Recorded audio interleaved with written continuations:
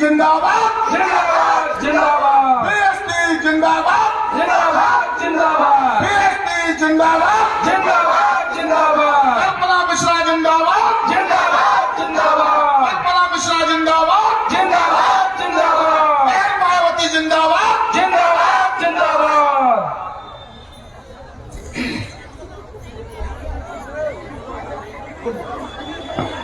Bahujan Samaj party. सबसे पहले मैं निवेदन करूंगा सभी पुरुष मंच से नीचे आ जाएं। मेरा आपसे हाथ जोड़ के निवेदन है। मायावती जिंदाबाद जिंदाबाद जिंदाबाद कल्पना मिश्रा जिंदाबाद जिंदाबाद जिंदाबाद मिश्रा जी संघर्ष करो मिश्रा जी संघर्ष करो कल्पना मिश्रा जिंदाबाद जिंदाबाद जिंदाबाद नकुल दुबे जिंदाबाद जिंदाबाद जिंदाबाद एसपी जिंदाबाद जिंदाबाद जिंदाबाद बीएसपी जिंदाबाद जिंदाबाद जिंदाबाद कल्पना तुम संघर्ष करो कल्पना तुम संघर्ष करो मायावती संघर्ष करो बीएसपी संघर्ष करो सतीश मिश्रा जिंदाबाद जिंदाबाद जिंदाबाद सतीश मिश्रा जिंदाबाद जिंदाबाद जिंदाबाद सतीश मिश्रा संघर्ष करो सतीश मिश्रा संघर्ष करो कल्पना मिश्रा जिंदाबाद जिंदाबाद जिंदाबाद कल्पना मिश्रा जिंदाबाद जिंदाबाद जिंदाबाद बीएसपी संघर्ष करो मायावती संघर्ष करो सतीश मिश्रा जिंदाबाद जिंदाबाद जिंदाबाद सतीश मिश्रा जिंदाबाद जिंदाबाद जिंदाबाद कल्पना तुम संघर्ष करो कल्पना तुम संघर्ष करो बहन जी संघर्ष करो मायावती जिंदाबाद मायावती जिंदाबाद जिंदाबाद जिंदाबाद बीएसपी जिंदाबाद जिंदाबाद जिंदाबाद बीएसपी जिंदाबाद जिंदाबाद जिंदाबाद बहन जी संघर्ष करो बहन जी संघर्ष करो सतीश संघर्ष करो लाली नकुल दुबे जिंदाबाद जिंदाबाद जिंदाबाद नकुल दुबे जिंदाबाद जिंदाबाद जिंदाबाद कल्पना तुम संघर्ष करो कल्पना तुम संघर्ष करो बहुत बहुत धन्यवाद।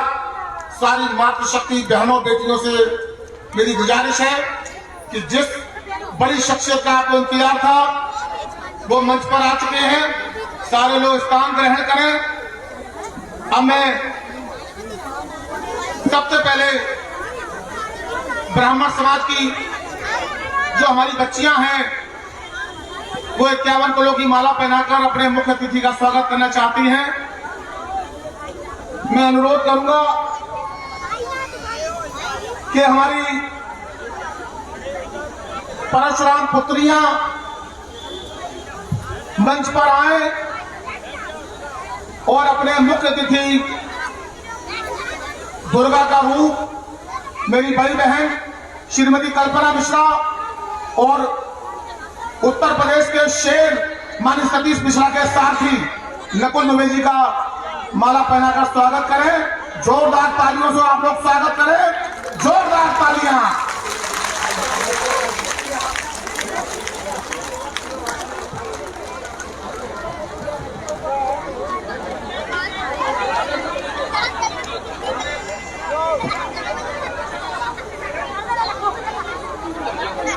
बहुजन समाज पार्टी बहुजन समाज पार्टी बहन कुमारी मायावती जी बहन कुमारी मायावती जी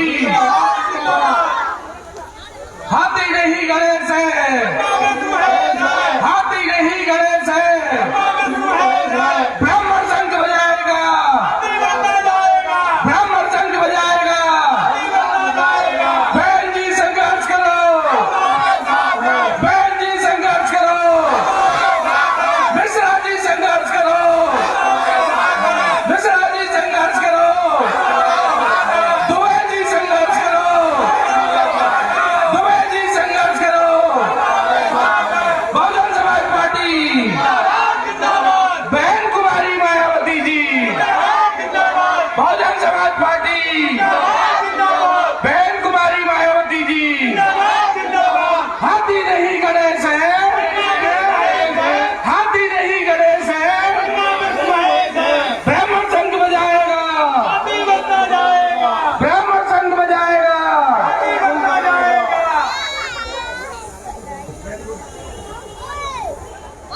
अगली कड़ी में स्वागत की अगली कड़ी में पटियाली नगर पंचायत की सभासद श्रीमती अफसाना,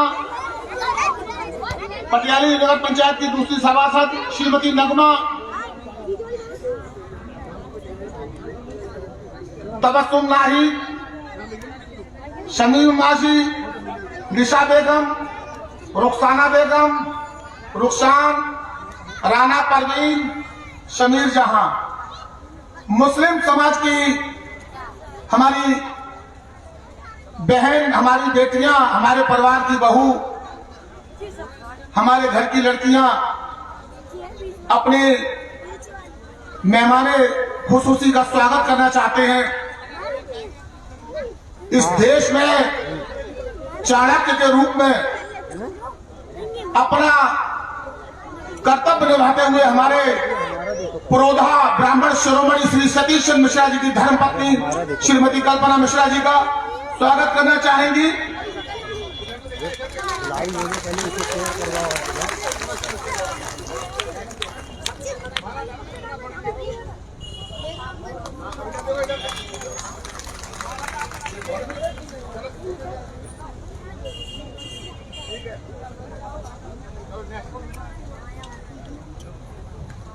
जोरदार तालियों से स्वागत। इतनी तालियां बजाएं कि आवाज लखनऊ तक जाए, कालिदास मार्ग तक आवाज जाए, इतनी जोरदार तालियां।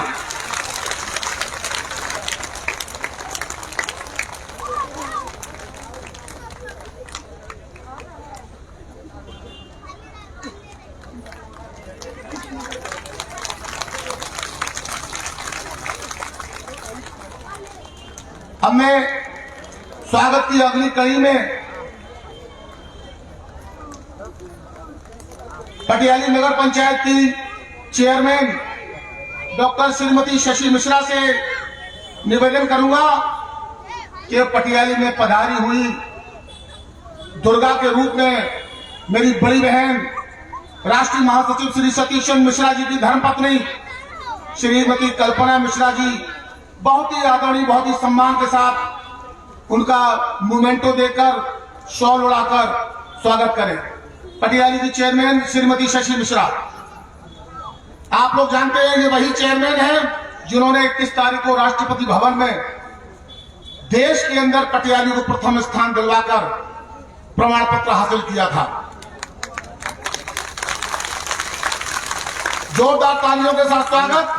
जब चेयरमैन माला पहनाएंगी और चेयरमैन स्वागत करेंगी, इसका मतलब है कि हमारे सामने बैठी हुई हमारी हजारों की भीड़, माताएं बहनें सब स्वागत कर रही हैं श्रीमती कल्पना मिश्रा जी का।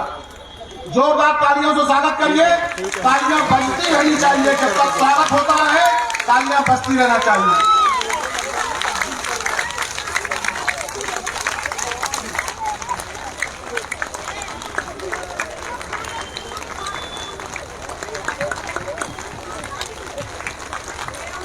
जोरदार तालियों से स्वागत। बहन जी समझे, कल्पना बहन जी समझे कि भारत के अंदर पटियाली की महिलाएं सबसे ज्यादा ताकतवर हैं।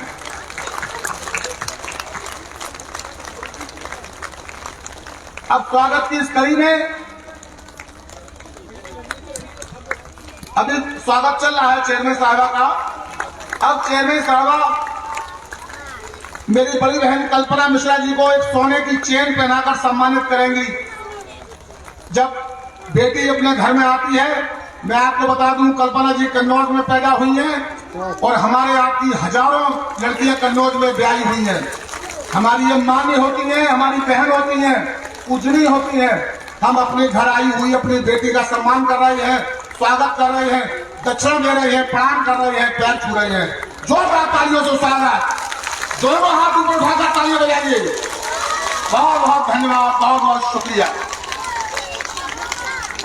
अब स्वागत की इस कड़ी में मैं चाहता हूं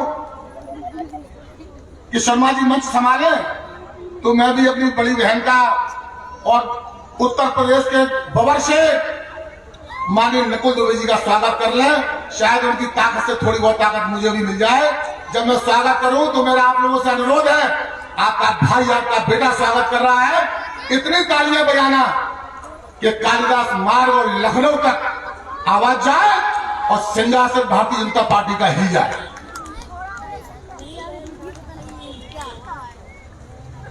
हमारे प्रत्याशी आदरणीय श्री नीरज किशोर मिश्रा जी स्वागत की कड़ी में आगे आते हुए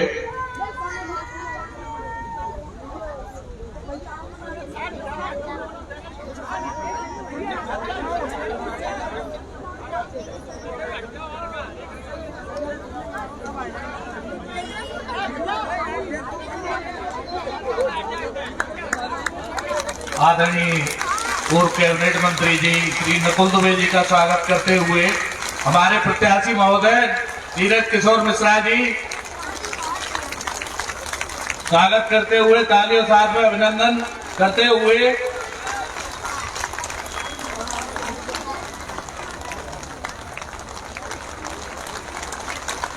नकुल दुबे जी जिंदाबाद, नकुल दुबे जी जिंदाबाद, मिश्रा जी जिंदाबाद।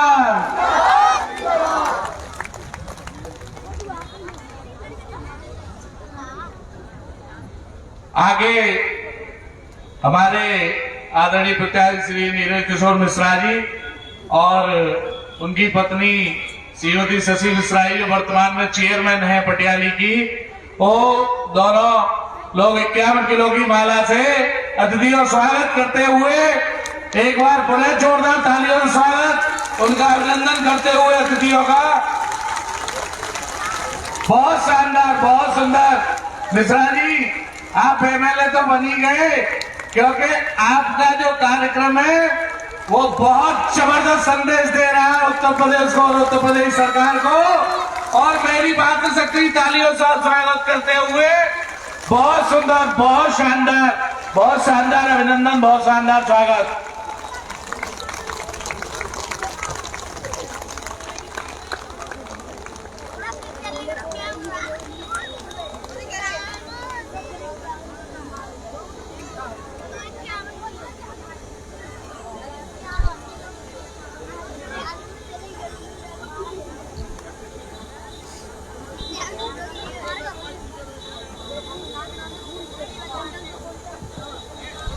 जिला पंचायत चला चला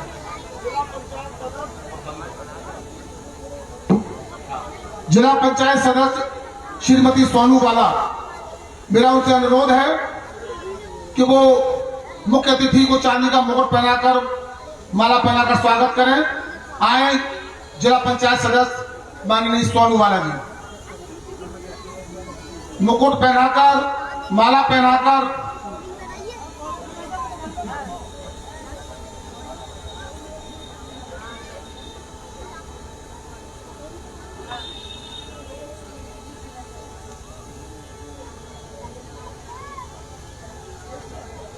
जोरदार तालियों से स्वागत।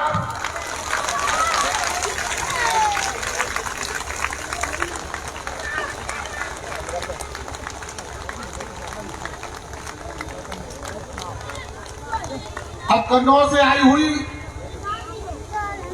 छिल जाए लग जाए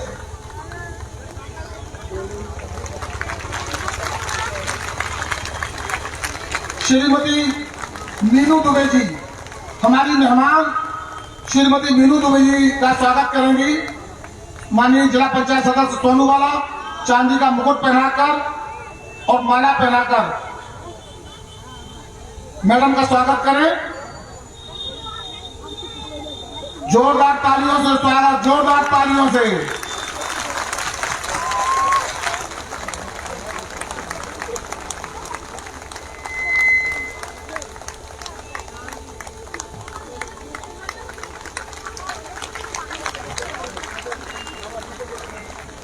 अब मैं पटियाली की चेयरमैन श्रीमती शशि मिश्रा से अनुरोध करूंगा कि वो कन्नौज से आई हुई श्रीमती रचना त्रिपाठी जी को चांदी का मुकुट पहनाकर और माला पहनाकर स्वागत करें। चेयरमैन शशि मिश्रा बहुत काम करने वाली महिला हैं, पटियाली को देश में नंबर 1 स्थान दिलाया है, राष्ट्रपति भवन से पुरस्कार लेकर आई हैं। हम ये चाहेंगे कि एक बहुत ही विद्वान महिला का स्वागत करें। चेयरमैन साहब जोरदार तालियों से स्वागत। जोरदार तालियां। चांदी का मुकुट पहनाकर, शॉल उड़ाकर और पुष्प भेंट कर, माला पहनाकर हम अपनी पटियाली की धरती पर स्वागत करते हैं। अब स्वागत की अगली कड़ी में मैं चाहूंगा संजीव कुमार जी से कि एक चांदी का मुकुट, एक शॉल मुझे लाकर दीजिए। आज मुझे सौभाग्य प्राप्त हुआ है कि हमारे राष्ट्रीय महासचिव माननीय सतीश चंद्र मिश्रा जी के सारथी परम सम्मानित अरुण दुबे जी हम लोगों के बीच में हैं। हम उनका चांदी का मुकुट पहनाकर, शॉल उड़ाकर स्वागत करते हैं। पटियाली की इस पावन भूमि पर उनका बहुत बहुत स्वागत है।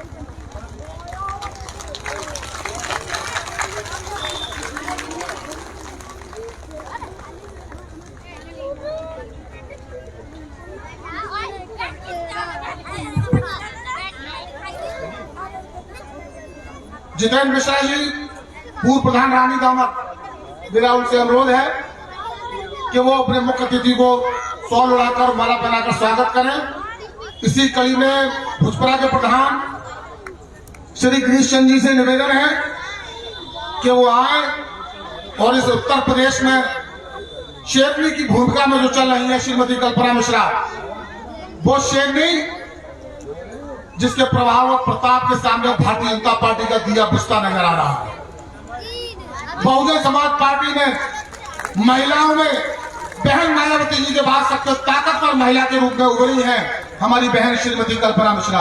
जोरदार तालियों से स्वागत श्रीमती कल्पना मिश्रा जी को। बुके भेंट करें।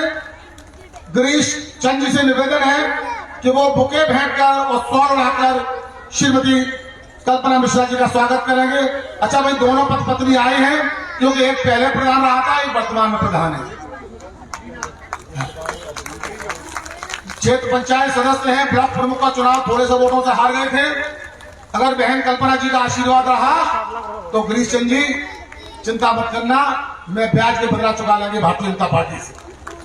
जोरदार तालियों से स्वागत।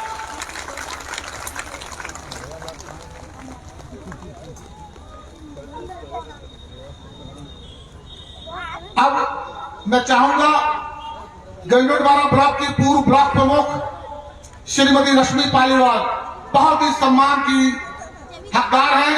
मेरा उनसे अनुरोध है कि चांदी का मुकुट पहनाकर, शॉल उड़ाकर और माला पहनाकर श्रीमती कल्पना द्विवेदी जी, कल्पना मिश्रा जी का स्वागत करें। कल्पना मिश्रा जी वो महिला हैं जिन्होंने दुर्गा की तरह अपने बाल खोल दिए हैं, भारतीय जनता पार्टी का सर्वनाश करने का बीड़ा उठाया है। हम उस उत्तर प्रदेश की शेरनी को प्रणाम करना चाहते हैं और पटियाली की पावन भूमि पर हम उनका स्वागत करते हैं और उनसे अनुरोध करते हैं कि आपके इस मिशन में, आपके पतिदेव श्री सतीश चंद्र मिश्रा जी के मिशन में पटियाली 21 साबित होगी। बहुजन समाज पार्टी का प्रत्याशी जिताकर हम बहन जी की सरकार बनवाएंगे। जोरदार तालियों के स्वागत।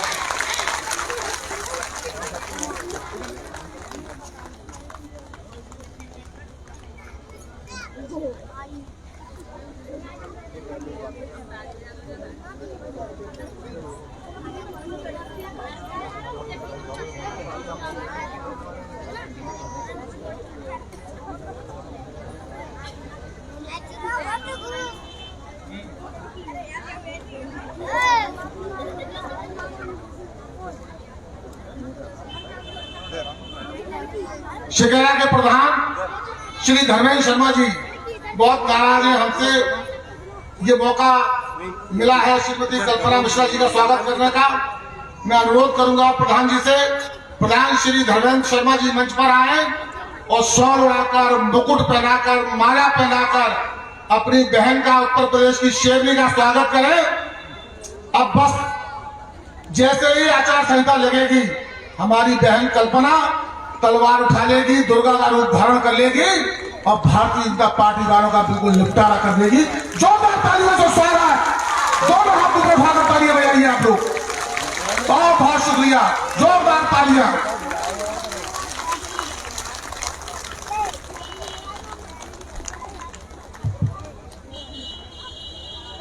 साथियों, बहनों, माताओं, मन तो नहीं करता, लगता है इतने बड़े व्यक्तित्व हमारे सामने आए हैं, हम इनका स्वागत करते रहें, लेकिन आप लोगों का समय बहुत कीमती है। मेहमान बहुत दूर से आए हैं, पूरे प्रदेश में जाना है, इसलिए भारी मन से हम स्वागत की इस कड़ी को यही विराम देते हैं। और आप लोगों से पहले स्थानीय होने के नाते, आपका भाई होने के नाते, आपका बेटा होने के नाते, आपका भतीजा होने के नाते, आपके चाचा होने के नाते, मैं सबसे पहले आप लोगों से 5 मिनट बात करूंगा और 5 मिनट के बाद जिन शख्सियत को आप सुनने आए हैं उनको ये मंच सौंप दूंगा। आप गौर करके उन्हें सुनिएगा। निश्चित तौर पर बहुत ही गूढ़ बातें आपके सामने आई। एक तो आपके सामने वो शख्स बैठा हुआ है, माननीय नकुल दुबे, जिसकी दहाड़, जिसकी टंकार भगवान परशुराम से कम नहीं है। जब आप सुनेंगे तो आपको लगेगा आज ही ईवीएम मशीन मिल जाए तो हाथी का बटन दबाकर ईवीएम मशीन को ब्लॉक कर दें। लेकिन उससे पहले अपने भाई, अपने भतीजे, अपने चाचा, अपने भतीजे को भी सुन लीजिए। सम्मानित माताओं, बहनों, छोटी बहनों, बच्चों, आज महिला सम्मेलन का कार्यक्रम आयोजित किया गया। बहुत अनुरोध करने के बाद, बहुत प्रयास करने के बाद माननीय अरुण दुबे जी से, पूर्व कैबिनेट मंत्री नकुल दुबे जी से तमाम सिफारिशें करवाने के बाद हमें अपनी बड़ी बहन श्रीमती कल्पना मिश्रा का आज का कार्यक्रम मिला। बहुत प्रयास हमने किया, कई दिनों से प्रयास कर रहे थे कि किसी तरह कल्पना मिश्रा जी का कार्यक्रम मिल जाए। हमारी बहन बेटियां, बहुएं, भतीजियां, लड़कियां, चाची, बुआ, मौसा, मौसी, ये सब लोग उनके दर्शन कर लें, उन्हें सुन लें, लेकिन इनका इतना व्यस्त कार्यक्रम था कि ये समय नहीं दे रही थी। हमने फिर दुबे जी से और मिश्रा जी से, माननीय नकुल दुबे साहब से, अरुण जी से दबाव बनवाया, प्रयास किया, तो बहुत मुश्किल इन्होंने समय दिया है। हम माननीय दुबे जी का, अरुण जी का और बहन कल्पना जी का बहुत बहुत शुक्रिया अदा करते हैं कि उन्होंने इतने दूर देहात क्षेत्र में पटियाली में आने का कष्ट दिया और हम लोगों की इच्छा पूरी। माताओं, बहनों, उत्तर प्रदेश में भारतीय जनता पार्टी की सरकार है। 2017 में जब चुनाव हुए थे तो बीजेपी ने तमाम आपसे वादे किए थे, कभी किसानों को रईस बनाना, नौजवानों को रोजगार देना, बहन बेटियों की इज्जत सुरक्षित रखना, सड़कें बनवाना, अस्पताल बनवाना, स्कूल बनवाना, राम राज्य आ जाएगा, गुंडागर्दी खत्म हो जाएगी, ये सारे वादे किए थे नहीं किए थे? हाथ उठाकर बताइए, आप किए थे? इन्हीं बातों के लालच में आकर ब्राह्मण से लेकर वाल्मीकि तक हर समाज के व्यक्ति ने फूल का बटन दबाकर भारतीय जनता पार्टी की स्पष्ट बहुमत की सरकार बनवाई थी। 5 साल पूरे हो गए। बहनों, बच्चियों, माताओं, आप लोगों याद करें, भारतीय जनता पार्टी ने अपने जितने वादे किए गए थे उसमें एक भी वादा पूरा नहीं किया। भारतीय जनता पार्टी ने हम लोगों को ठगा, कभी हिंदू मुसलमान के नाम पर, कभी भारत पाकिस्तान के नाम पर, कभी मंदिर मस्जिद के नाम पर, कभी गाय और भैंस के नाम पर। मुख्य मुद्दों से हमें भटका दिया, किसानों को बर्बाद कर दिया। किसी नौजवान रोजगार पाने का सपना जो देखता रहा वो बिल्कुल पूरा नहीं हुआ। बहन बेटियों की इज्जत नीलाम हो गई। गोरखपुर में महिलाएं उस बर्ताव को झेल कर आई हैं कि शायद इंसानियत शर्मसार हो जाती है।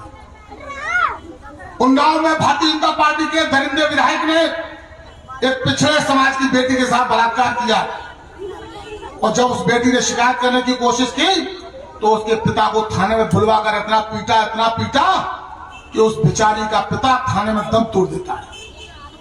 जब उसका चाचा, उसका वकील उस महिला को लेकर, उस लड़की को लेकर पैरवी के लिए जाता है तो भारतीय जनता पार्टी के उस गुंडे विधायक ने उनकी गाड़ी में टक्कर मरवा दी, उनके चाचा को मरवा दिया, उनके वकील को मरवा दिया। जब उस लड़की ने सुप्रीम कोर्ट में अपील की कि बहुत जल्दी मेरी हत्या हो जाएगी, मेरी जान की रखवाली करिए, तब सुप्रीम कोर्ट ने उस मुकदमे का ट्रांसफर दिल्ली किया। तब उस दरिंदे भारतीय जनता पार्टी के विधायक की आजीवन कारावास की सजा हुई और वो बलात्कारी अब आजीवन कारावास की सजा काट रहा है। माताओं, बहनों, बच्चियों, हाथरस कांड आपको याद होगा। एक दलित समाज की बेटी के साथ बलात्कार हुआ। बलात्कार करने के बाद उन बलात्कारियों ने उस बेटी की हत्या कर दी। जब उस दलित माँ बाप ने अधिकारियों से अपनी बेटी की लाश को मांगा कि अब जो हुआ सो हुआ, हमारी बेटी की लाश हमें दे दो, तो पुलिस वालों ने, अधिकारियों ने, डीएम और एसपी ने, इन बेशर्म अधिकारियों ने हमारी उस बेटी को मिट्टी का तेल डालकर उसकी लाश को जला दिया। शर्म आती है भारतीय जनता पार्टी की सरकार को। हम लोग कुत्ते और बिल्ली को मिट्टी के तेल से नहीं जला सकते, और इस नालायक सरकार ने हमारी बेटी की लाश को मिट्टी के तेल से जलाया है। मुख्यमंत्री योगी आदित्यनाथ, जब समय आएगा तो उत्तर प्रदेश की महिलाएं अपने इस अपमान का बदला जरूर लेंगी। बहनों, आपको याद होगा जब हाथरस कांड पर मैंने पटियाली में एक कार्यक्रम किया था और मैंने एक मंच से यह कहा था कि बाबा आदित्यनाथ, अगर तुम्हारे साथ ऐसी घटना होती तो शायद तुम्हें दर्द मालूम होता। मेरी इस बात पर मुख्यमंत्री ने मेरे खिलाफ मुकदमा दर्ज करा दिया, मेरे खिलाफ गिरफ्तारी वारंट आ गया, पुलिस मेरा सर्च वारंट लेकर आई, लेकिन हाई कोर्ट ने मेरी गिरफ्तारी पर रोक लगा दी है। इसलिए आपका भाई इस मंच पर खड़ा हुआ है। लेकिन मैं आपसे वादा करता हूं, भारतीय जनता पार्टी की सरकार कितने मुकदमे लिखवा ले, लेकिन नीरज मिश्रा झुकने वाला नहीं है, क्योंकि नीरज मिश्रा बहुजन समाज पार्टी का कार्यकर्ता है, अपनी जान दे देगा, लेकिन बहन बेटियों की इज्जत पर हाथ नहीं आने देगा। मेरा आपसे अनुरोध है, माननीय सतीशन मिश्रा जी ने, माननीय नकुल दुबे जी ने, माननीय अरुण द्विवेदी जी ने, श्रीमती कल्पना मिश्रा जी ने और उत्तर प्रदेश की शेरनी बहन कुमारी मायावती जी ने मुझ पर विश्वास जताया है, मुझे पटियाली का प्रत्याशी बनाया है। मैं आप सभी माताओं, बहनों, बच्चियों का हाथ जोड़कर और पैर छूकर प्रार्थना करता हूं कि जब चुनाव आए, हाथी वाला बटन दबा देना। हमारा आपका रिश्ता है, मैं किसी का भतीजा हूं, किसी का चाचा हूं, किसी का भाई हूं, किसी का बेटा हूं, किसी का बाबा हूं। अगर कोई रिश्ता आप हमसे मानती हैं, एक भी रिश्ता अगर आप हमसे मानती हैं, तो अपने इस रिश्ते को निभा देना। आपका ये बेटा, आपका भाई अंतिम सांस तक आपके सम्मान के लिए लड़ता रहेगा, ये मैं आपसे वादा करता हूं कल्पना मिश्रा जी के सामने। अगर परिवार में कोई पुरुष आपको अगर मगर समझाए, तो मेरा हाथ जोड़कर आप लोगों से निवेदन है कि बीएसपी से अलग अगर कोई बात होती है तो निश्चित तौर पर आप अपने परिवार में अपने पतियों की रोटी बंद कर देना, खाना मत देना, उनसे कह देना खाना तभी मिलेगा जब बहुजन समाज पार्टी का बटन दबेगा। तो हम बहुत ज्यादा समय नहीं लेंगे।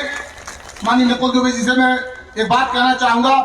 देखिए, आप हमारी पटियाली में महिलाओं की उपस्थिति, और माननीय दुबे जी, मैं आपको विश्वास दिलाता हूं, ब्राह्मण समाज से लेकर वाल्मीकि समाज तक और शेख पठान से लेकर फकीर समाज तक, हिंदू और मुसलमान, गंगा जमुनी की तहजीब यहाँ पर मौजूद है। मैं वादा करता हूं, एक भी समाज ऐसा नहीं है जिसकी महिलाओं की उपस्थिति इस आंगन में नहीं है। यह साबित करता है कि अब समाज में आग जल उठी है। बहन जी को लोग याद कर रहे हैं। अब आप लोगों का हम ज्यादा समय खराब नहीं करेंगे।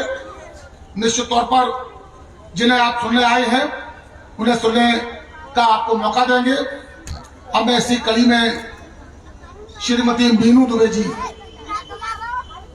महिलाओं की नेता हैं, प्रखर वक्ता हैं, श्रीमती मीनू दुबे जी से अनुरोध करूंगा कि डाइस पर आए और हमारे पटियाली की बहन, बेटी, बुजुर्ग, भाई, बुजुर्गों से रूबरू होने का कष्ट करें। जोरदार तालियों से स्वागत। मीनू दुबे जी, मीनू दुबे जी, मीनू दुबे जी।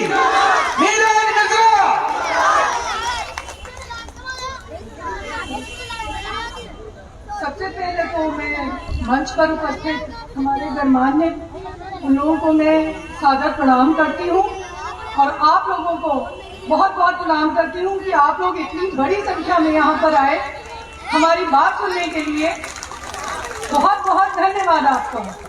मैं कन्नौज की बहू मीनू दुबे, आज मुझे ये सौभाग्य मिला है कि मैं आप लोगों के सामने उपस्थित हूँ और मुझे बहुत ही खुशी हो रही है आप लोगों को इतनी बड़ी संख्या में देखकर कि आप लोग इतनी बड़ी संख्या में यहाँ पर एकत्रित हुए हैं। ये जो प्रचंड भीड़ है जो मुझे दिख रही है, ये सिर्फ प्रचंड भीड़ नहीं, ये विश्वास है कि 2022 में बहन जी मायावती जी आ रही हैं और उनको आने से कोई भी नहीं रोक सकता, कोई भी ताकत नहीं रोक सकती।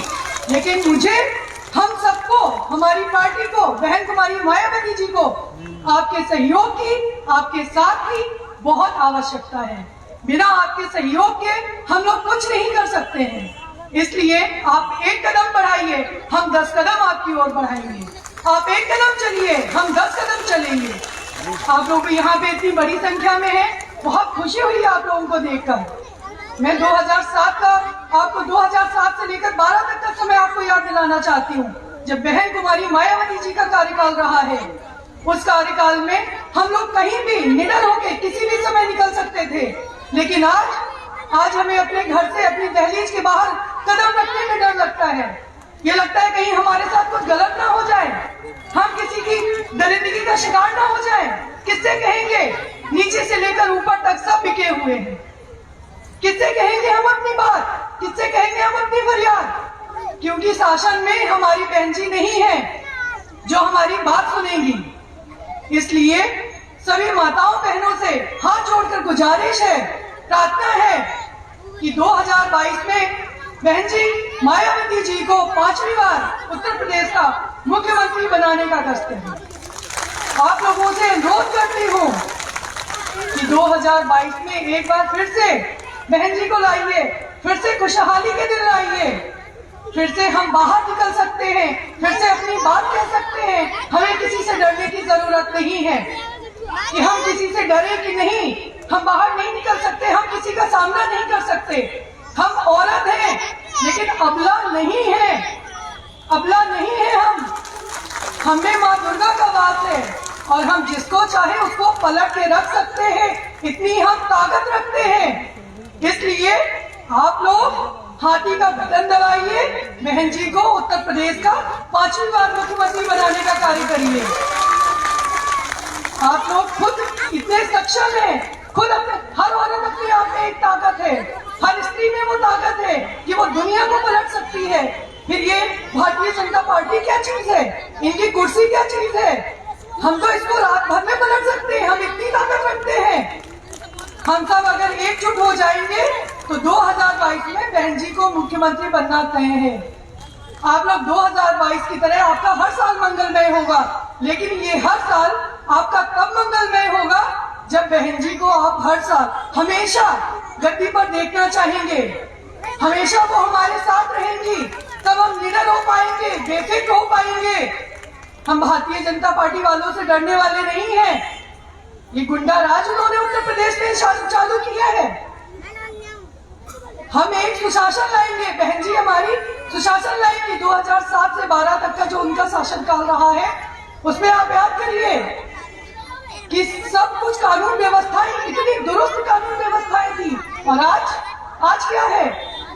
किससे शिकायत करें? हम नहीं कर सकते, दब जाते हैं, क्योंकि हमारी कोई सुनने वाला नहीं है।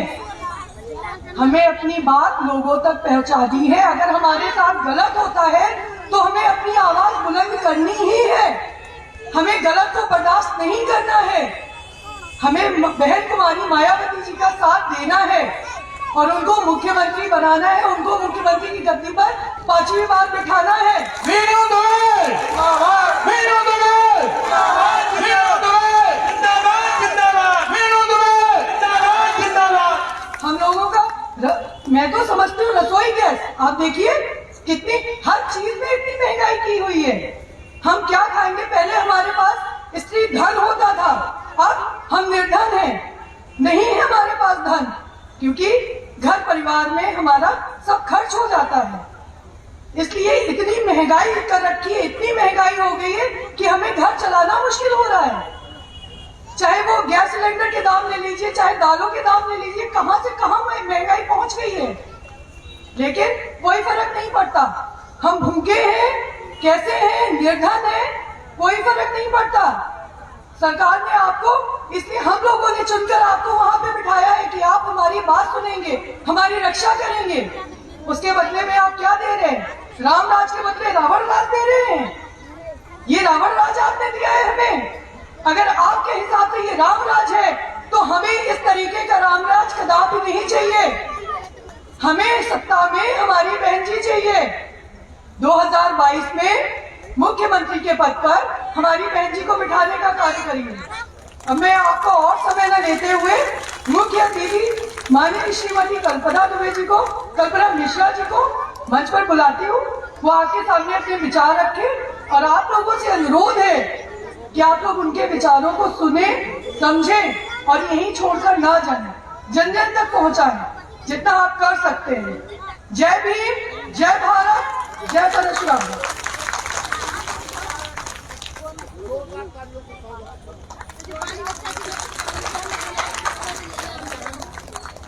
श्रीमती मीनू दुबे ने दिल छूने वाली बात कही। अब इसी कड़ी में हम बुलाते हैं दूसरी मातृशक्ति श्रीमती रचना त्रिपाठी जी को। जोरदार तालियों से स्वागत करिए श्रीमती रचना त्रिपाठी जी का। बहुत जोर से, ताकत से, पूरी ताकत से आवाज उठी कि गूंज जाए पंडाल। श्रीमती रचना त्रिपाठी, श्रीमती रचना त्रिपाठी, श्रीमती रचना त्रिपाठी। मंच पर उपस्थित सभी गणमान्य व्यक्तियों को, सबसे पहले अपनी दीदी कल्पना मिश्रा जी को पूरे दिल से स्वागत करती हूँ। उसके साथ यहाँ पर आए प्रांगण में बैठे सभी हर माता, बहन, बच्चे, बड़ों का दिल से प्रणाम करती हूँ और नए वर्ष की आप लोग को बधाई देती हूँ। और आप सबसे उम्मीद करते हैं आप लोग एक एक शब्द हमारी बहन कल्पना मिश्रा जी का ध्यान से सुने, जिसके लिए आप यहाँ एकत्रित हैं। हम लोग अब उनको पूरा समय दें ताकि वो आपको हर चीज विस्तार से बताएं कि हम लोग किस तरह भ्रमित किए गए हैं। मैं ज्यादा समय नहीं लूंगी, मैं कल्पना मिश्रा जी को बुलाती हूँ और आप सबसे विनती करती हूँ चुनाव आने पर हमारे भाई नीरज मिश्रा जी को पूरी बहुमत से विजय बनाए, जिससे आप उस चीज का लाभ उठा सकें और वो लाभ हमें उठाना है। मंच पर कल्पना मिश्रा जी का मैं स्वागत करती हूँ। जोरदार तालियों से स्वागत। रचना बहन का जोरदार तालियों से स्वागत। अब आपको इंतजार है श्रीमती कल्पना बहन का, लेकिन थोड़ा दिल थाम के बैठिए। ऐसे शख्सियत को बुला रहे हैं, ऐसे व्यक्ति को बुला रहे हैं जो माननीय सतीश चंद्र मिश्रा जी के साथी बनकर 24 घंटे उनके साथ रहते हैं। जब आप सुनेंगे तो आपको माननीय सतीश चंद्र मिश्रा जी की महक पसंद आएगी, उनकी खुशबू नजर आएगी। हम ऐसे शख्स को बुला रहे हैं। बहुजन समाज पार्टी में 8 विभागों के कैबिनेट मंत्री रहे, बहुत ही ताकतवर कैबिनेट मंत्री रहे, बहन जी के बहुत ही विश्वास पात्र माननीय सतीश चंद्र मिश्रा जी के सारथी और हम लोगों के नेता पूर्व कैबिनेट मंत्री माननीय नकुल दुबे जी को आमंत्रित करता हूं। जोरदार तालियों से स्वागत माननीय नकुल दुबे जी का। दोनों हाथ ऊपर उठाकर तालियां बजाइए माननीय नकुल दुबे जी के लिए। बहुत बहुत धन्यवाद।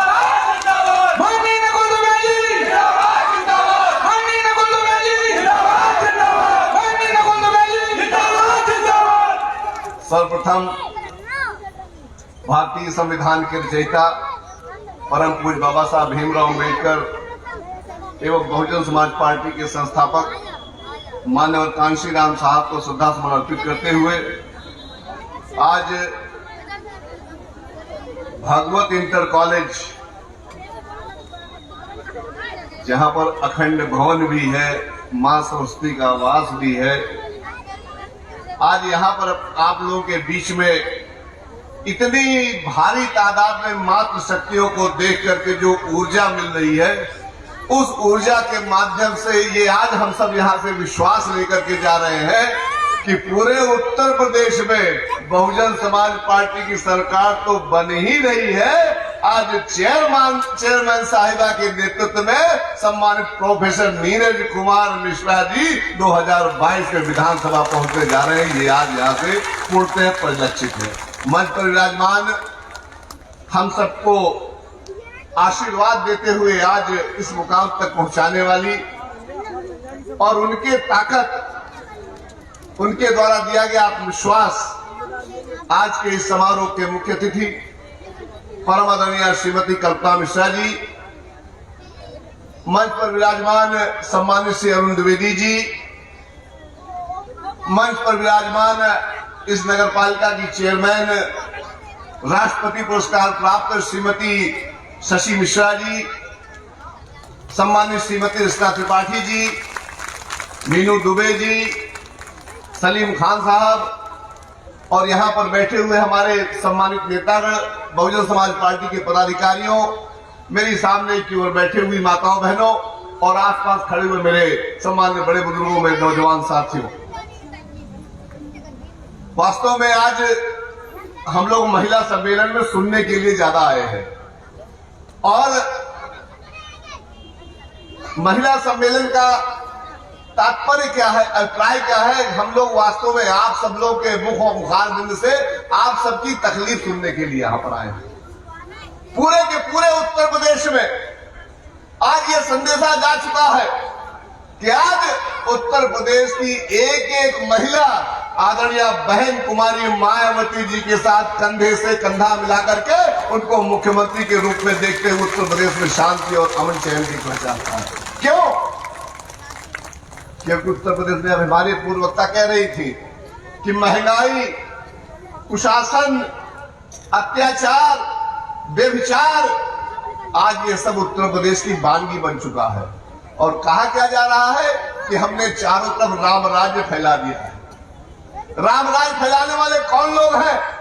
राम राज फैलाने वाले वो लोग हैं जो अपनी गाड़ियों से गरीबों को कुचल करके मार देते हैं, मार देने का काम करते हैं और उसके बाद भी केंद्र में मंत्री बने रह जाते हैं। आप लोगों से मैं जानना चाहता हूं और बताने का काम करिएगा कि अगर बहुजन समाज पार्टी की सरकार नहीं होती और किसी ने इस तरह का अन्याय कर दिया होता तो उसका स्थान कहां पर होता, ये आप लोग बताइएगा जरूर।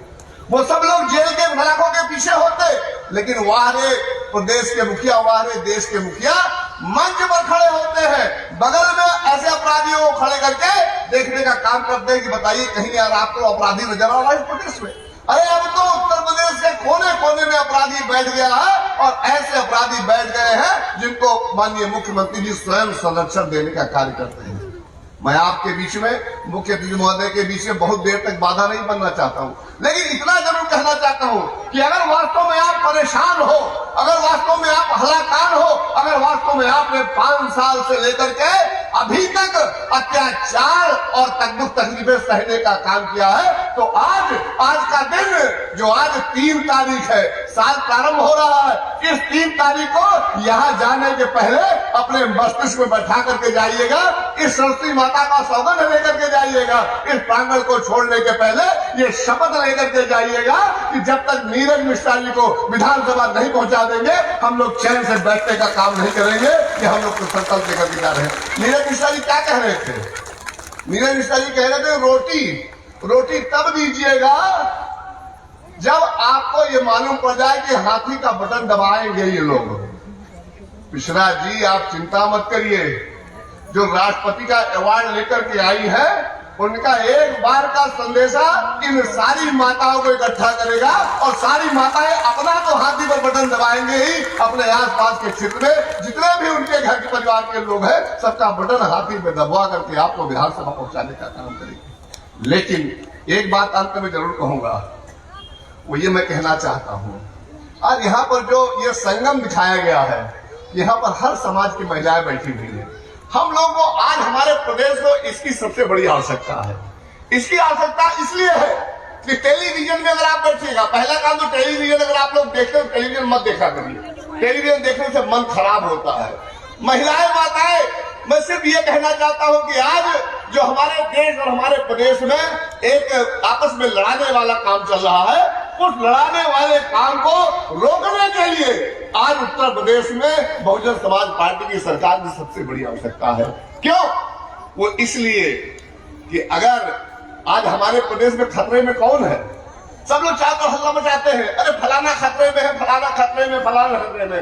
इसके जवाब में मैं क्या कहता हूं कि अगर भारतीय जनता पार्टी की सरकार बनी रही तो न तो हिंदू खतरे में है, न मुसलमान खतरे में है। अगर ये आपका ही रहे तो आपका ये हिंदुस्तान खतरे में है। अपनी माटी को बचाने का काम करो, अपनी मातृभूमि को बचाने का काम करो। अगर आपने अपनी माटी, अपनी मातृभूमि की रक्षा कर ली, आपका प्रदेश यूं ही अमन चैन शांति में रहने का कार्य करेगा। लेकिन इन आतंकियों को आपको भगाना पड़ेगा। मैं आमंत्रित करता हूं बहुजन समाज पार्टी के राष्ट्रीय महासचिव परम आदरणीय सतीश मिश्रा जी की धर्मपत्नी, जो कि रातों दिन पूरे उत्तर प्रदेश में जिले जिले विधानसभा जा करके बहुजन समाज पार्टी के अलग को जगाने का काम कर रही है। सम्मानित श्री कल्पना मिश्रा जी, कृपया माइक पर आए, हम सबको आशीर्वचन दे और हम सबको संकल्प भी दिलाए।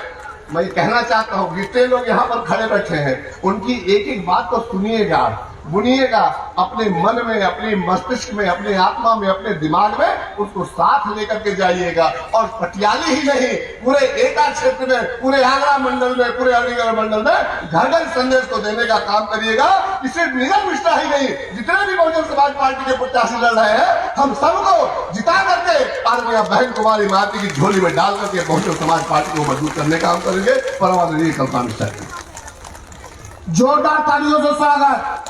कल्पना मिश्रा जिंदाबाद, जिंदाबाद, जिंदाबाद। कल्पना मिश्रा जिंदाबाद, जिंदाबाद, जिंदाबाद। सतीश मिश्रा जिंदाबाद, जिंदाबाद, जिंदाबाद। सतीश मिश्रा जिंदाबाद, जिंदाबाद, जिंदाबाद। माताओं बहनों से निवेदन है कि कृपया हिले डुले नहीं, प्लीज स्थान पर बैठ जाए।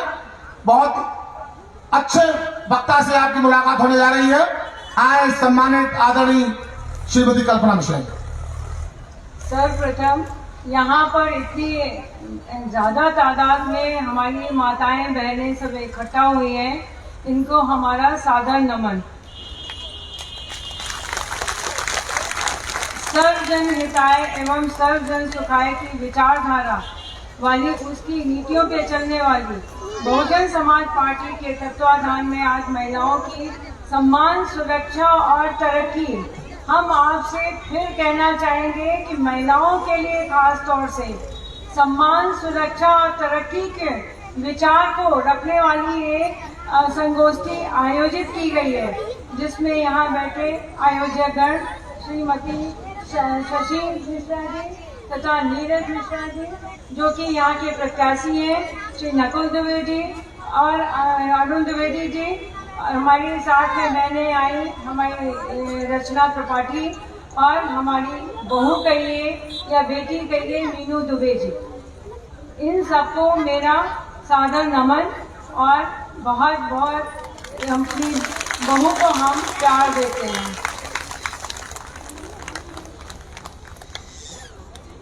इस संगोष्ठी का उद्देश्य सिर्फ यही है कि जो बहुजन समाज को जोड़ती हुई सर्वजन समाज के लिए शासन में, बहन जी के बहुजन समाज पार्टी के शासनकाल में क्या उनके लिए फायदे हुए और अब सरकार बनने पर उनको क्या लाभ मिल सकता है महिलाओं को, उसके बारे में जागरूक करना है।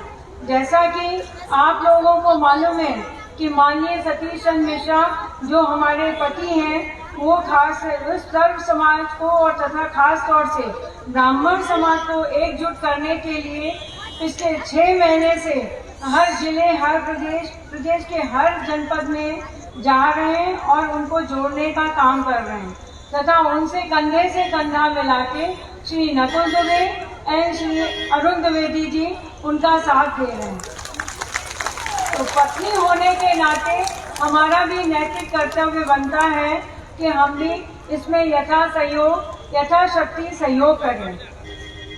2007 में सर्वजन सहयोग से जब बीएसपी की या बसपा की पूर्ण बहुमत की सरकार आई, तो उस सरकार का शासनकाल, शासन के साथ साथ अनुशासन और कानून व्यवस्था को आप सभी ने देखा है। उस समय क्योंकि हमारी आदरणीय बहन जी वो किसी जाति, धर्म और वर्ग विशेष के लिए काम नहीं करती हैं, बल्कि सर्वजन सुखाय सर्वजन हिताय की नींव पर सभी के लोगों के लिए के विकास के लिए सोचती हैं और काम करती हैं। उस समय उस शासनकाल में हमारी माँ, बेटियां, बहनें, जैसा कि अभी सभी ने बताया, इतनी महफूज थी कि उसमें आपको देर रात भी निकल के जाना है तो उनके मन में विश्वास रहता था कि हमारी बहन जी कल की सरकार है, कोई मेरी तरफ गलत नजर से नहीं देखेगा, और जाके वो अपना काम भी कर पाती थी। आजकल बीजेपी की सरकार, जो कि रोको और ठोको की नीति पर चलने वाली सरकार है, जिससे पुलिसिया राज चल रहा है, हमारी माँ बहन बेटियों के साथ गलत काम हो रहा है। क्राइम, ये हम नहीं कह रहे हैं, ये नेशनल क्राइम ब्यूरो की रिपोर्ट बता रही है कि हर 2 घंटे में किसी न किसी महिला, किसी न किसी बच्ची के साथ बलात्कार हो रहा है या हत्याएं हो रही हैं। इनके शासनकाल में ये हत्याएं जैसे चोरी, लूटपाट और डकैती जैसे अपराध आम हो गए हैं, जिसका कि अभी आपको 2 घंटे का भी पता नहीं है कि 2 घंटे बाद किसके साथ क्या होने वाला है। बीजेपी के पहले जो समाजवादी पार्टी की सरकार थी, वो भी उसके राज में भी कानून व्यवस्था एकदम ध्वस्त थी, जिसको कि हम लोग गुंडा राज कहते थे। वो सरकार जिसमें कि जैसे ही सत्ता में आती थी वहाँ पे हफ्ता वसूली शुरू हो जाती थी। ये व्यापारी गण लोग अच्छे से ये चीज जानते हैं कि उनके साथ क्या बीतता था। उनके लोगों का जिसके घर पे नजर पड़ गई उसको अवैध कब्जा करना, जमीनें हड़पना मेन काम होता था। और उन्होंने जो विकास के नाम पे काम किए भी हैं, वो सारे प्रोजेक्ट आदरणीय बहन जी के थे। जैसे लखनऊ में मेट्रो देना, मेट्रो रेल चलाना, वो बहन जी का प्रोजेक्ट था। वहाँ इंटरनेशनल स्टेडियम बनाया गया, वो भी बहन जी का था। तथा माननीय कांशीराम, जो कि 250 एकड़ में पार्क बनाया गया था लोगों की घूमने की सुविधा के लिए, उस पे नाम बदलकर अपना मोहर लगाने का काम समाजवादियों ने किया था। उन्होंने 2003 में सवर्णों की नौकरियों पे रोक लगा दी थी कि कोई नौकरियां नहीं दी जाएंगी, लेकिन जैसे ही 2007 में बहन जी आई, उस पे रोक हटा के उन्होंने 23 लाख नौजवानों को नौकरी देने का काम किया, जिसमें कि हम आपको बताना चाहेंगे कि 1,08,000 सफाई कर्मचारियों को नौकरियां मिली थी उस समय, और 1,80,000 सहायक अध्यापकों को नौकरियां मिली थी। इसके साथ साथ 2.5 लाख पुलिस लोगों की भर्तियां प्रमुख हैं, जो कि बहन जी ने उस समय ये नौकरियां देने का काम आके साथ किया था, जो कि नौकरियों पे रोक लगा दी गई थी। इसके साथ साथ जो संविदा में काम करते थे उनको रेगुलर करने का काम किया गया, तथा उनका वेतन बढ़ाने का काम बहन मायावती जी ने ही किया था। आज के दिन ये हाल है कि हमारी माँ बहन बेटियां ना घर में सुरक्षित हैं और ना वो अपने घर से बाहर ऑफिस में हैं। इसका जीता जागता उदाहरण हम आपको बताना चाहेंगे। हमारे लखनऊ की श्रद्धा गुप्ता, जो कि अपने बूढ़े माँ बाप के भरण पोषण के लिए अयोध्या में नौकरी करती थी, उसको एक आईपीएस के द्वारा इतना प्रताड़ित किया गया कि वो परेशान हो गई। उसने दिवाली के 2 दिन पहले खुदकुशी कर ली, आत्महत्या करने पे मजबूर हो गई। उसको क्या पता था कि यहाँ रक्षक ही भक्षक हैं। यहाँ पर ये कैसा समाज बनाया जा रहा है जिसमें कि हमारी बेटियां, हमारी बहनें सुरक्षित नहीं हैं। मेरा मानना है कि जिस देश में महिलाओं को सम्मान नहीं है, उस देश का कोई उत्थान नहीं है।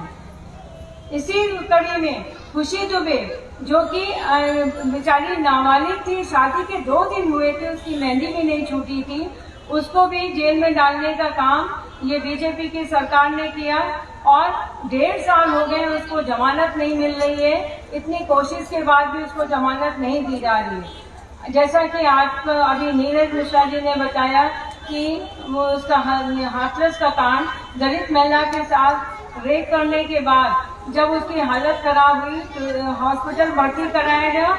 हॉस्पिटल से मरने के बाद उसकी बॉडी उसके पेरेंट्स को नहीं दी गई, माता पिता को, और उसको पेट्रोल डीजल डाल के उन्हीं की आंखों के सामने फूंक दिया गया। एक ही काम नहीं, हाथरस का दूसरा कांड, जो पूर्व ब्लॉक प्रमुख थी रेणु शर्मा, उसको भी जेल में, क्योंकि उन्होंने इनके खिलाफ आवाज उठाई थी, तो वो उसको जेल में डालने का काम किया गया। उसको तो जमानत ही मिल गई, लेकिन फिर भी नहीं निकाला गया।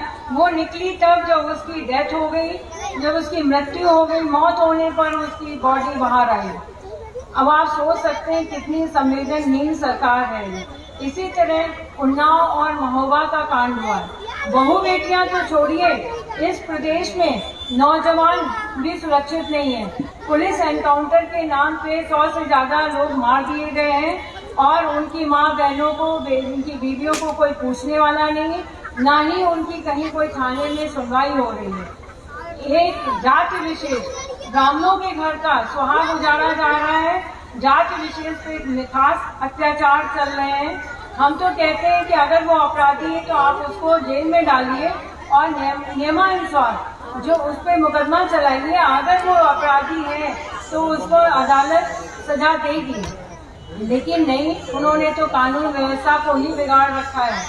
पुलिस हिरासत में लोगों की मौतें हो रही हैं। 5 साल में 15 से 20 लोग पुलिस की कस्टडी में, हिरासत में ही मर गए। ये लेटेस्ट तो आपके यहाँ कासगंज का है कि जो पुलिस हिरासत में आदमी मरा, उसको अपने बचाने के लिए कह दिया कि 2 फीट की पाइप से वो खुदकुशी करके मर गया। अब आप लोग ही बताइए, 2 फीट की पाइप से 5 फीट का आदमी कैसे खुदकुशी कर सकता है? ये तो बिल्कुल फिल्मी बात लगती है। इसी तरह 15-20 लोग इनके हिरासत में 5 साल में मर चुके हैं, जो पुलिस के नाम। अब इसको हम पुलिसिया राज ना कहें तो क्या कहें? आप लोग खुद सोच सकते हैं कि एक समाज में भय का वातावरण फैला है। इतिहास गवाह है कि जहाँ चैन अमन नहीं होता है, वहाँ पर विकास नहीं होता है। यहाँ के युवा बेरोजगार हैं, महिलाएं असुरक्षित हैं, कानून व्यवस्था ध्वस्त हो चुकी है, यहाँ रक्षक ही भक्षक बन गए। अब आपको खुद समझ में आ रहा होगा कि ये पुलिसिया राज किस तरह से चल रहा है और जहाँ पे किसी की भी सुनवाई नहीं हो रही। बीजेपी के नेता कहते हैं कि उत्तर प्रदेश में औरतें बहुत सुरक्षित हैं, स्कूटी पे गहने पहन के निकल सकती रात को 2 बजे। आप बताइए कि जब सचिवालय के अंदर महिला के साथ उत्पीड़न हो गया तो वो प्रदेश की महिलाओं को कैसे बचाएंगे? कोरोना काल से आप लोग सभी वाकिफ हैं कि कोरोना काल की भयानक तस्वीर सामने आती है। हम मानते हैं कि 2020 में जो कोरोना काल आया था वो अप्रत्याशित था, उसके बारे में किसी को ज्यादा जानकारी नहीं थी। लेकिन जब दूसरी लहर 21 में आई तो इस सरकार ने कोई पुख्ता इंतजाम नहीं किए। लोग ऑक्सीजन की कमी से, इंजेक्शन की कमी से मर रहे थे। यहाँ तक कि उनकी लाशों को जलाने के लिए लकड़ी तक का प्रबंध नहीं था और उन लोगों ने मजबूरी में आके नदी के किनारे या तो लाशें गाड़ दी या बहा दी। इस तरह की अव्यवस्था को आप लोग जरूर ध्यान रखिएगा और 2022 में इसका मुंह तोड़ जवाब दीजिएगा कि बीजेपी की सरकार ने सभी के साथ, सभी वर्गों के साथ, सभी धर्मों के साथ क्या किया। कोरोना काल किसी एक वर्ग के लिए नहीं आया था, उसमें सभी परेशान हुए थे। लेकिन इस सरकार की संवेदनहीनता आपको सामने उजागर है। आप सोच सकते हैं कि उन्होंने कैसे इंतजाम किए थे। आज महंगाई आपकी चरम सीमा पे है। हम आपसे पूछना चाहेंगे कि सबसे महंगी तो आपकी रसोई है, जिसमें कि लोगों का 2 टाइम का खाना बनना मुश्किल हो रहा है। गैस हो गई है 400 से 1000 रुपए के ऊपर जा रही है। वैसे तेल के दाम दुगने से चौगने हो गए हैं। तो आप ही बताइए कैसे आम आदमी कैसे घर चलाए। यहाँ तक कि जो अब सुनने में आ रहा है, सब्जी के भी दाम बढ़े हुए हैं। कोई कहे हम दाल नहीं खाएंगे तो चलिए सब्जी बनाए, तो सब्जी भी चौगने दाम को ऊंचाई पे छू रही है। इसके साथ साथ जो कोरोना के काल में लोगों का धंधा चौपट हो गया, उनकी नौकरियां चली गई, उसके ऊपर ये महंगाई की मार। और कोरोना काल में हुआ क्या, जब 2020 में लोग जगह जगह से पलायन कर रहे थे, आप लोगों ने भी टीवी में देखा होगा कि बेचारे छोटे बच्चे अपने सूटकेस के ऊपर बैठा के उनको घसीटते हुए लोग लाए हैं।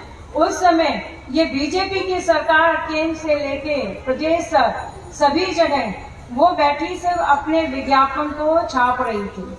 उनका सारा विकास, सारा कार्य बैठ के उन्होंने कोई इंतजाम नहीं किया, ना बसें लगाई, ना कोई पुख्ता इंतजाम किया, सिर्फ एडवर्टाइज विज्ञापनों में अपना पैसा सारा खर्चा किया।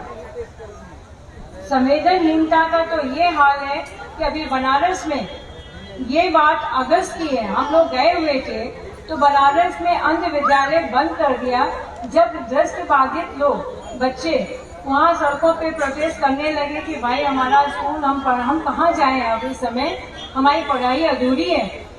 तो उनको पुलिस वालों ने बर्बरता पूर्वक पीटा और उनके खून निकाल दिया।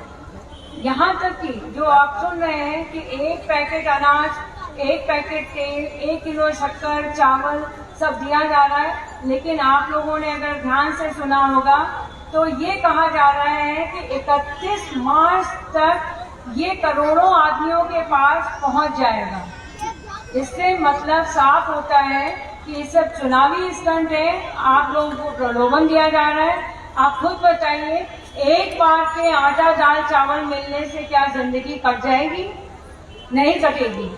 तो आप लोग इनके बहकावे में मत आइए और बहकावे में ना आके बल्कि अपने आंखें खोल के रखिए। इनकी संवेदनहीनता का तो यह हाल है कि वित्त विहीन शिक्षकों के साथ जो बर्बरता पूर्वक काम किया गया, उनको सिर्फ प्रलोभन देके, चाहे वो सपा गवर्नमेंट की हो चाहे वो बीजेपी की गवर्नमेंट हो, सबने उनको प्रलोभन दिया कि हम आपका उचित मानदेय बढ़ाएंगे, साथ में आपका नियमावली में आपका नाम लाएंगे, लेकिन कहने को वोट ले लिया, ये काम नहीं किया गया।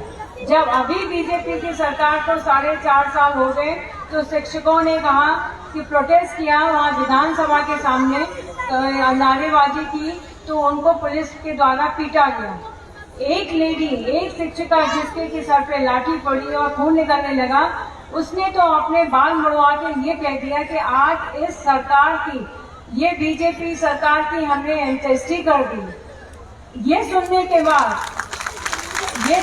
बाद संवेदनहीनता का ये आपको हम उदाहरण देना चाहेंगे कि ये सुनने के बाद यहाँ प्रदेश के मुखिया कहते हैं कि उन लोगों के साथ यही होना चाहिए, उनके किस्मत में यही है, वो लाठी खाती रहे।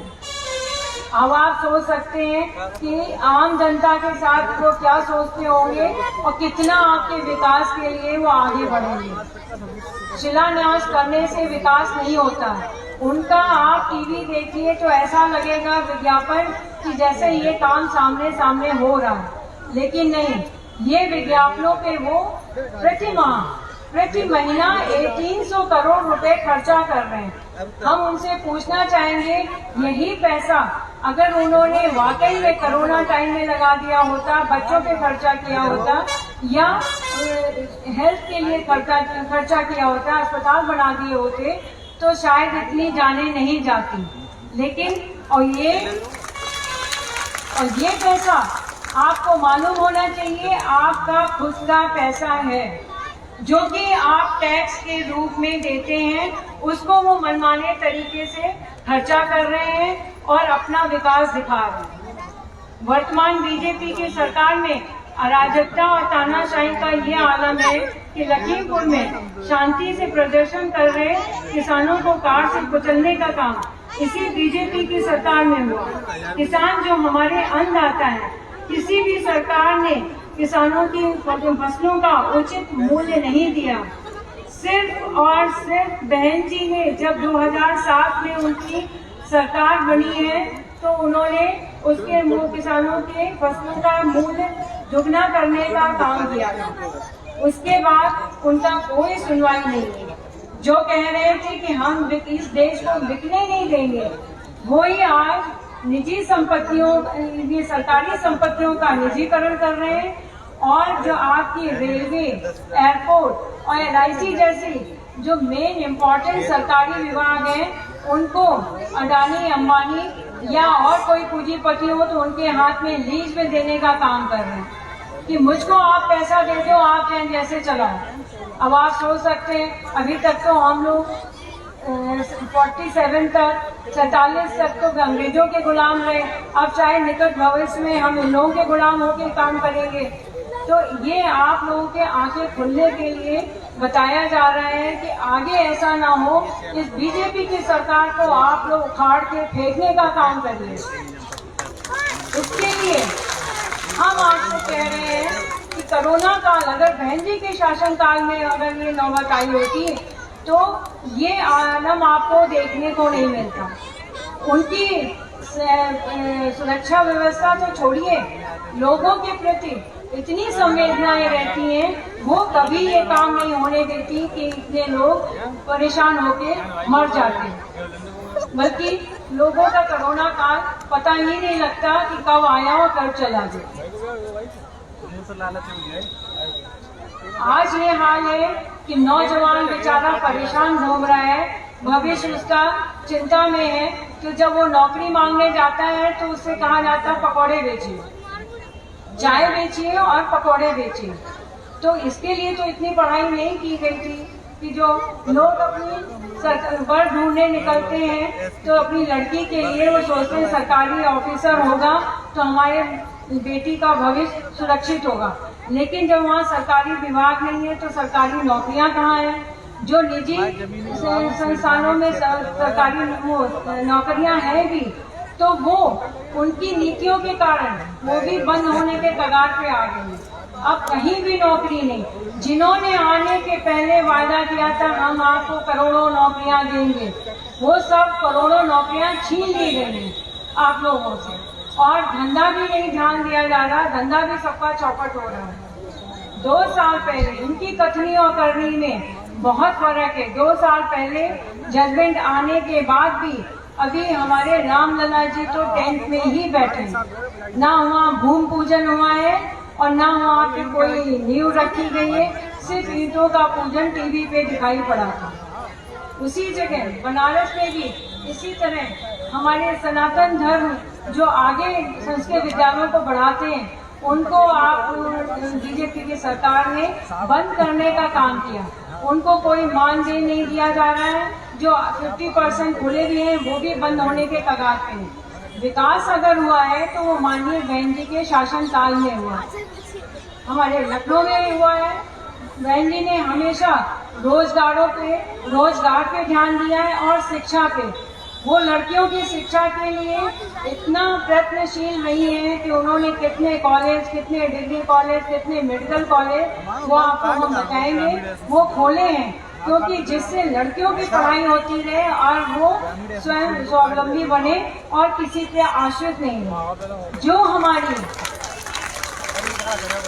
बुजुर्ग महिलाएं या जो बिल्कुल अकेली हैं, निराश्रित हैं, तो उनके लिए उन्होंने आश्रितों के लिए भी ये वृद्धा पेंशन योजना चलाई और उसके लिए उन्होंने उनके खाते में एक मुश्त रकम डालने का काम अपने शासनकाल में किया था।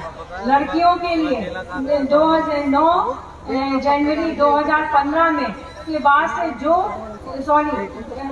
15 जनवरी 2009 के बाद से जो लड़कियां पैदा हो रही हैं, उनके लिए उन्होंने स्कीम बनाई थी कि 1 लाख 18 साल होने पर 1 लाख मुफ्त पैसा दिया जाएगा, जिससे लिए वो अपनी पढ़ाई आगे जारी कर रखे। यही नहीं, उन्होंने जो चाहे वो गरीब हो, चाहे वो दलित हो, चाहे सवर्ण हो, उनकी विधवाओं को जिनकी पैतृक संपत्ति में पहले कोई राइट नहीं होता था, वो उन्होंने पति के मरने के बाद विधवाओं का और उनकी आश्रित बेटी का हक दिलाने के लिए कानून बनाने का काम किया था। यही नहीं, लखनऊ में हमारी विकलांग यूनिवर्सिटी जो कि विश्व स्तर पर फेमस है और उसमें काफी अच्छे लोग पढ़ के जा रहे हैं। उसकी खासियत ये है कि वो 50% विकलांग है और 50% जनरल कैटेगरी के लोग आते हैं जो एक दूसरे की हेल्प करके आगे बढ़ रहे हैं। दूसरा उन्होंने मुस्लिम भाइयों के लिए वहाँ पर माननीय कांशीराम उर्दू फारसी यूनिवर्सिटी देने का काम किया। नई राम मनोहर लोहिया में उन्होंने ऑडिटोरियम जो कि एशिया का सबसे बड़ा है उसको उन्होंने बनवाया था अपने शासनकाल में, जिससे कि एक साथ लोग बैठ के प्रोग्राम देख सकें। यही नहीं, जो गरीब हमारे हैं, जो गरीबी लाइन की रेखा के नीचे आते हैं, उनके लिए उन्होंने 2 कमरे का मकान माननीय कांशीराम योजना के अंतर्गत 20 लाख मकान देने का, मुफ्त मकान देने का काम किया था। जो निर्माणाधीन लाखों मकान बच गए थे उसको सपा सरकार ने आके उसको कैंसिल कर दिया, निरस्त कर दिया।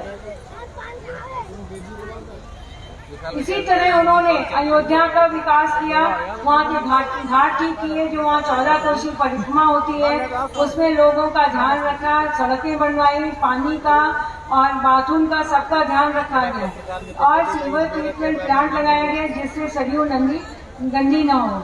इसी तरह उसी के साथ साथ बनारस में भी उन्होंने यही काम किया था, सब घाटों को जोड़ने का काम, सीवेज ट्रीटमेंट प्लांट लगाया, फ्लाईओवर्स दिए, वहाँ पे जो बुनकर थे उनको बहुत सारी सुविधा मुहैया कराई थी।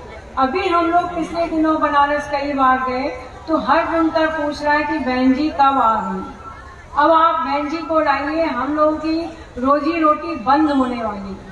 तो इसी से समझ आइए कि बहन जी ने अपने शासनकाल में कितने काम किए। कन्नौज का पूरा 135 करोड़ रुपए देके पूरा समग्र विकास किया और साथ में उन्होंने मेडिकल कॉलेज दिया। वहाँ पे बिठूर में जहाँ सीता जी का आखिरी समय, जिंदगी का आखिरी समय वहाँ पे व्यतीत हुआ था, उसको संभालने और सजाने का काम किया। आप लोगों के बिल्कुल पास में वृंदावन है, वृंदावन तो आप लोग गए होंगे, वहाँ पे तो कायाकल्प करा दिया था बहन जी ने, वहाँ कुछ भी नहीं था। 84 कोस परिक्रमा का पूरा ध्यान रखा गया, पक्की और कच्ची दोनों सड़कें बनाई गई, साथ ही साथ में वहाँ अस्पताल नहीं था तो 100 बेड का अस्पताल बनाया गया। लोगों की ये शिकायत थी कि हमको बहुत दूर चल के जाके बस पकड़नी पड़ती है, तो उन्होंने वहाँ बस अड्डा देने का काम किया। इसके साथ साथ विधवा आश्रम उन्होंने बनाया, विधवा आश्रम बनाया ही नहीं, जो बेचारी दूसरे पे आश्रित थे उनके लिए पॉकेट मनी, खाने का और उनके रहने का निःशुल्क इंतजाम किया था। उसके लिए उन्होंने उनके लिए बहुत बड़ा भवन बनाया। उसके लिए कोई जात नहीं, कोई धर्म नहीं, जो परेशान है उस सब के लिए वहाँ पे उसके दरवाजे खुले हुए हैं। यही नहीं, उन्होंने वृंदावन में बिजली घर दिया जिससे कि यहाँ बत्ती हमेशा आती रहे और कृष्ण नगरी जगमगाती रहे। इसी तरह उन्होंने नोएडा में औद्योगिक विकास करने के लिए वहाँ पे कितने अस्पताल बनाए, फ्लाईओवर्स बनाए। इसके लिए उस समय उनके पास 6000 मेगावाट बिजली थी, जिसको 13000 मेगावाट करने का काम आदरणीय बहन जी ने किया था, जिससे कि इंटरनेशनल बाहर से भी लोग आके यहाँ निवेश करें और निवेश करने के बाद वहाँ उसका डेवलपमेंट करें। इसीलिए इसी कड़ी में उन्होंने जेवर एयरपोर्ट के लिए भूमि अधिग्रहण भी कर लिया था। भूमि आवंटन होने के बाद उसको बनाने का काम भी शुरू करा दिया था, पत्थर भी लग गया, लेकिन केंद्र सरकार ने उसको अपोज किया तो वो 10 साल तक ऐसे ही मामला पड़ा रहा। लेकिन अब फिर इन लोगों को मन में आया कि जेवर एयरपोर्ट बनाए। इन्होंने जो गंगा एक्सप्रेस वे बना के दे रहे, कह रहे मेरा विकास है, वो भी बहन जी के ही नाम का वहाँ पत्थर लगा हुआ है। ये बहन जी का ही प्रोजेक्ट था और जेवर एयरपोर्ट भी बहन जी का ही था। तो इसलिए इनकी बातों में कथनी करनी में बहुत फर्क होता है। उन्होंने बहन जी ने अपने 5 साल के उसमें जो गरीब बच्चे IAS और IFS बनना चाहते हैं या पुलिस में जाना चाहते हैं, उनके लिए निःशुल्क कोचिंग का इंतजाम किया। वहाँ बच्चे कहाँ रहेंगे उसके लिए हॉस्टल बनाने का काम किया। साथ में महिला पंचायत प्रतिनिधि को ठहराने के लिए 80 महिला पंचायत प्रतिनिधियों को ठहराने के लिए 2.5 करोड़ की लागत से छात्रावास का निर्माण किया। इसी कड़ी में ग्रामीण महिलाओं के लिए उन्होंने 25 करोड़ रुपए की लागत से महिला शौचालयों का 2,500 महिला शौचालयों का निर्माण कराया। इसी के साथ साथ सारे स्कूलों में उन्होंने, चाहे वो लड़के का स्कूल हो चाहे लड़कियों का, शौचालय बनवाने का काम करा था। और हमारे जो बाहर से जीत के आते हैं, चाहे वो क्रिकेटर हो चाहे जो भी प्लेयर हो, जो नाम देश का रोशन करके आते हैं, उन सबको पुरस्कार देने का काम माननीय बहन जी ने किया था। जिला स्तर पे हर जिले में उन्होंने अस्पताल बनवाया था और जिला स्तर पर सामुदायिक केंद्रों पर 24 घंटे सेवाएं उपलब्ध हो सके, इसके लिए 3 स्टाफ नर्सों का उन्होंने तैनाती की गई थी। आंगनवाड़ी महिलाओं को कोई परेशानी न हो, उसके लिए सड़कें बनाई गई, पुलिया बनाई गई, जिससे कि वो इधर उधर आराम से जा सकें। और महिला आयोग, किसी सरकार ने महिला आयोग के बारे में नहीं सोचा गया। बहन जी ने अपने शासनकाल में सर्वप्रथम महिला आयोग का निर्माण कराया और बहन जी के शासनकाल में महिला आयोग में काफी काम हुए, काफी केस निरस्त हुए। इसी के साथ साथ उन्होंने अपने शासनकाल में नक्सलवाद खत्म करने के, नक्सलाइट लोगों को जो कि सोनभद्र से आगे, रॉबर्टसनगंज के आगे हैं, उनको भूमि आवंटन करके देने का काम किया कि वो अपनी खेती करें, अपनी रोजी रोटी चलाएं और ये सब काम छोड़ दें। तो उसके बाद से नक्सलवाद यहाँ बिल्कुल समाप्त हो गया। आपको हम बताना चाहेंगे कि बहन का कोई घोषणा पत्र नहीं होता है। वो जो मन से कह देती हैं, जो बोलती हैं, वही उनका मैनिफेस्टो या घोषणा पत्र होता है। 7 सितंबर 2021 को बहन मायावती जी ने मन से अपील की कि पूर्ण बहुमत की 2022 में पूर्ण बहुमत की सरकार बनने पर सर्वजन हिताय सर्वजन सुखाय की नीति पे चलते बीएसपी की सरकार में दलितों, आदिवासियों, अन्य पिछड़ी जातियों व मुस्लिमों तथा खास तौर पर ब्राह्मण के साथ अपर कास्ट और दलितों के कल्याण हेतु, जबकि खास तौर से उनकी महिलाओं के लिए मान सम्मान, सुरक्षा और तरक्की, रोजी रोटी आज का पूरा ध्यान रखा जाएगा। भारत एक कृषि प्रधान देश है, जहाँ हमारे किसान अन्नदाता हैं। वहाँ पर जो अभी पिछले 3 काले कानून वापस लेने के पहले सड़कों पे रहने के मजबूर थे, लेकिन आप लोगों को पता होना चाहिए कि आप लोग बहकावे में नहीं आए। उन्होंने ये कह के कानून वापस लिए कि मेरे हिसाब से कानून ठीक थे, लेकिन आपको मैं समझा नहीं पाया। हो सकता है चुनाव खत्म होते होते वो फिर काले कानून लागू कर दिए जाए किसानों के ऊपर।